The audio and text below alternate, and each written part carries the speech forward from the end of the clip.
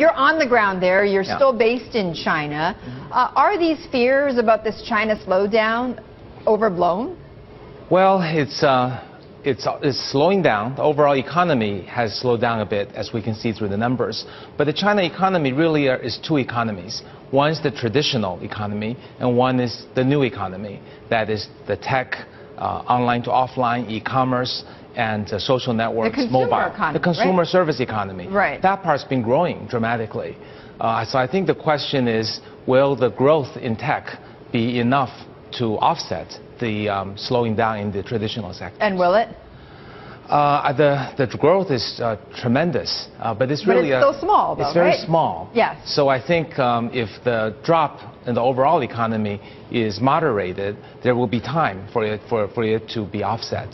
But I'm not an economist, so I can't predict that. Right, and you know, the tech industry is still relatively new in China versus some of the older industries like manufacturing, the industrial sector, and so forth. You know, I think there are questions that people have raised, though, you know, when they look at some of the stock prices of some of these Chinese tech companies, whether the growth might have even gotten out of hand in these Chinese companies. What do you say to that? Oh, absolutely not. Not overall, anyway. I think companies like Tencent, Alibaba are very, very powerful. There's only a few of those, though, right? Right. Those, I think, well, in the tech industry, when you become number one, then that is really huge. And you're able to really build off of that and create tremendous amount of profit, as well as many adjacent businesses, as we can see from Google going to Alphabet. And we'll surely see Chinese companies go that way. So in terms of the biggest companies, I think I would be reasonably bullish. Their numbers are tremendous. If you look at Alibaba, they had a one-day sale of about $14 billion in November 11th. Singles Day, right? Singles Day, right. And then in the past Chinese New Year, WeChat and QQ, both Tencent products, generated 12 billion red envelopes. These are people giving money to each other as a Chinese New Year gift. Right. So these numbers are just phenomenal when you have a market that is so large, with about 750 million people using smartphones, over half of whom are able to pay online without any fees. There are no credit card or PayPal fees in China. So it's all transaction free.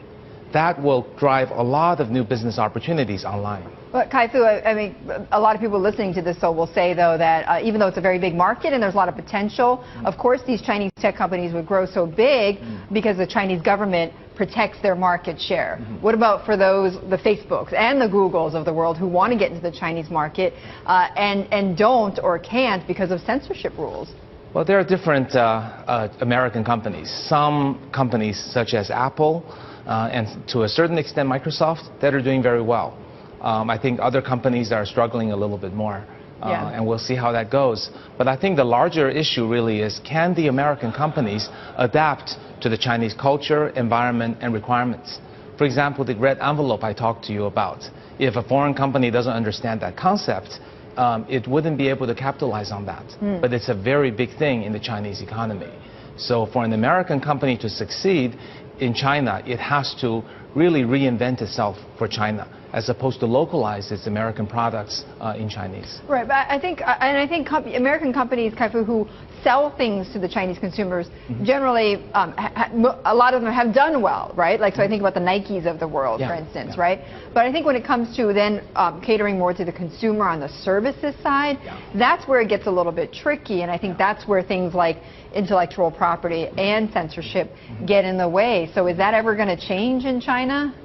I think it's actually very difficult for any. There are only two large countries in the world, US and China, in terms of having a large enough population and people who can spend money online. There aren't very many examples of Chinese companies doing well outside China, or non-Chinese companies going. Or vice versa, So I think a lot of it is cultural, language, and empowerment specific. So I would not bet on American companies in China at this point. There are other issues, as you mentioned, of course.